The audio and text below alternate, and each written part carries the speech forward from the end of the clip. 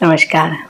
ये वीडियो है मकर राशि के अप्रैल के राशिफल पर आधारित है। वीडियो चंद्र राशि पर आधारित है। वीडियो की शुरुआत में हम देखेंगे कि ग्रह गोचरी अवस्था क्या कुछ रहने वाली है। सबसे पहले अगर देखेंगे तो देवगुरु बृहस्पति अभी आपके छठे भाव में गोचर कर रहे हैं और वहीं पे जो तीसरा भाव है वो सबसे ज़्यादा एक्टिव रहने वाला है, क्योंकि वहाँ पर चार स्टार रहने वाले हैं।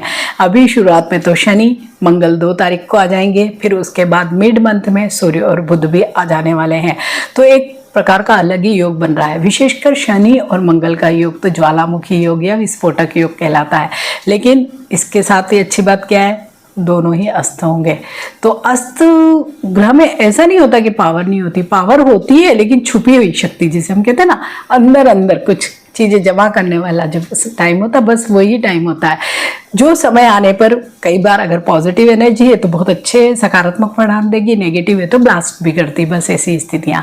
लेकिन क्योंकि ये वाला जो भाव है ये बहुत विशेष है, इसलिए ये मकर राशि वाले लोगों के लिए कुछ अलग समय अलग महीना लेकर आया है। वहीं पे शुक्र भी मिड मंथ तक तो बहुत अच्छे रिजल्ट आपको देंगे और उसके बाद भी अच्छे ही रिजल्ट इन जनरल आपको देने वाले हैं। लेकिन फिर भी फर्स्ट हाफ में आपको बहुत बढ़िया बहुत पॉजिटिव रिजल्ट ही मिलने वाले हैं। तो राहु और केतु की भी बात, वहीं पे राहु आपके द्वितीय भाव में गोचर कर रहे हैं। द्वितीय भाव क्या, धन का भाव, वाणी का, परिवार का, वो वहां पर अभी बिल्कुल वैसे ही रिजल्ट देंगे जैसे पहले दे रहे थे। लेकिन उसके जस्ट सामने केतु अष्टम भाव में आ गए और अभी केतु के पास राहु से ज्यादा पावर आ गई है, क्योंकि वहां पे वो अपने खुद के नक्षत्र मघा में आ गए हैं। मघा नक्षत्र सूर्य का नक्षत्र, पावर का, अथॉरिटी का नक्षत्र है। बहुत सारी अच्छी पॉजिटिव चीजें देंगे। तो हम विस्तार से जाने कि ये ग्रह गोचर आपके लिए क्या कुछ लेकर आया है।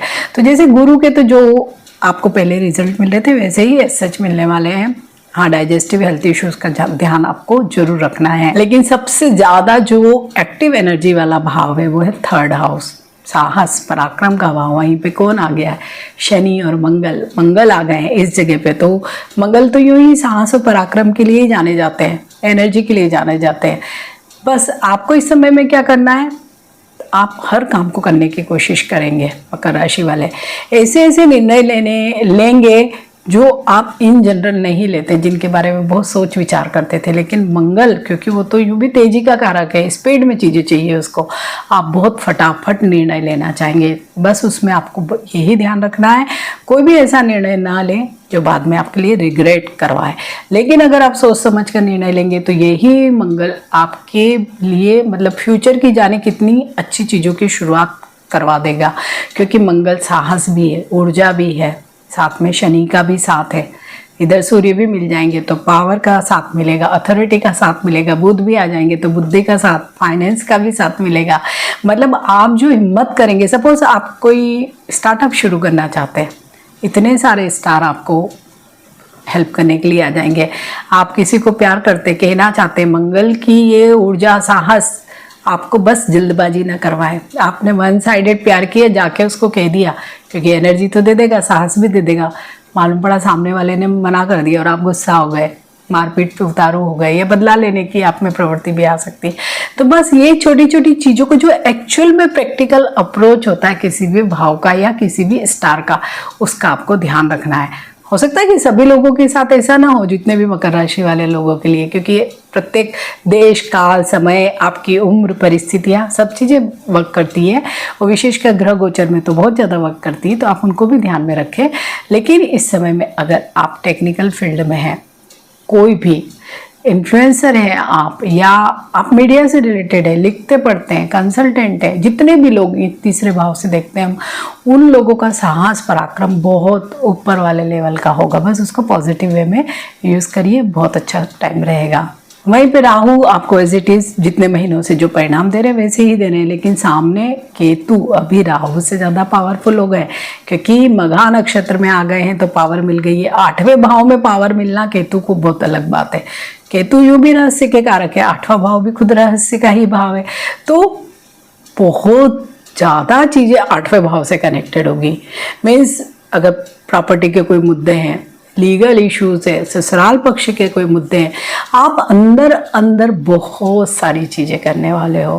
प्लस इसमें साथ किसका मिलेगा, पावर का, अथॉरिटी का भी साथ मिलने वाला है, जो अंदर ही अंदर आपको मदद करेंगे। मतलब और लोगों को पता नहीं लगेगा कि आपके अंदर क्या चीज़ें चल रही हैं।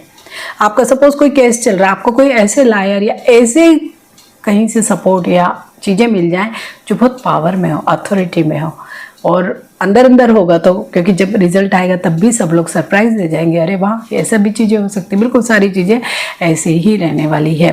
प्लस 8वां भाव अभी केतु, मघा नक्षत्र, पितरों का नक्षत्र, बहुत सारी चीज़ें जुड़ गई है। तो इस समय में आपको क्या करना है, जितना आप रहस्य को रहस्य रहने देंगे उतना बेटर रहेगा लाइफ में।